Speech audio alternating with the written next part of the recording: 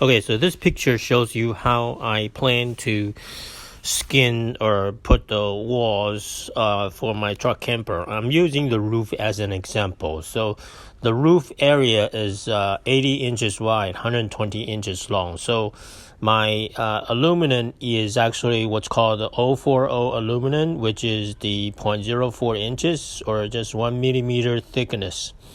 And this is the best thing to do is, as shown in the bottom of this picture, is to get one piece of aluminum for the roof, but it costs a lot more. The typical metal sheet, aluminum sheet, is 4 feet by 8 feet. So the top one is the preferable choice to do it.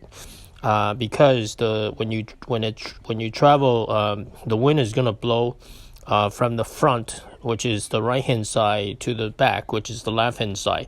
So it's best to create 3 panels, as I shown in the picture above, which is 40 inches wide and 80 inches tall, or long, but because I want to have half an inch overlap for the edge, and also overlap the other panel.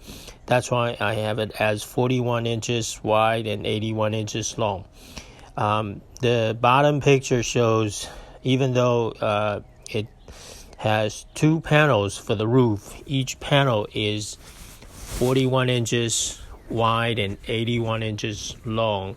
121 inches long, but that's not the preferred way to do things, because when the wind blows, the water, if there's any rain, it's may be able to seep into the roof, and water is the most damp. The best way out of 3 is to have a roof that's in one piece. If not, then you do it in 3 panels, and from the front, which is the right hand side, to the back, and overlapping it by half an inch for every panel, every 2 panels. So this way you have enough edge for the roof edge, so the water can just flow out of the camper. Okay, there you have it.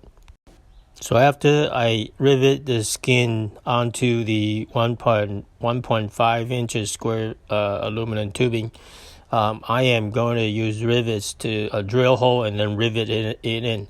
And then I'm going to use the either the sika glue or the Loctite glue to glue the aluminum skin to the aluminum frame, the 1.5 inches square aluminum frame, to make sure the aluminum skin is not going to fly away. So it's double protection of this aluminum panel not flying away or delaminate, because most of the time the camper delaminate the walls, or the panels delaminate from the truck camper, and then people have to redo the truck camper after a few years. Most of the time it's because of the water damage. Okay, so once I have the panel rivet glued to the frame, I'm going to add the Foamular 1.5 or 1.5 inches foam insulation underneath the metal, inside the frame, or actually in between all the frame support, to create the isolation. And then behind that, which is the inside of the truck camper, for the interior look, I am going to buy the 4 feet by 8 feet maple wood panel, so that it looks very nice, and also I can mount accessories like lights and stuff. So that's how the panels and the walls are going to be built for this truck camper. So yes, follow along. I am going to count the number of panels I needed, and I think it's going to increase the weight of this camper to probably 1,000 pounds by the time the walls are built, the panels are built, the insulations are built, the interior walls are built. Okay, thanks, and subscribe.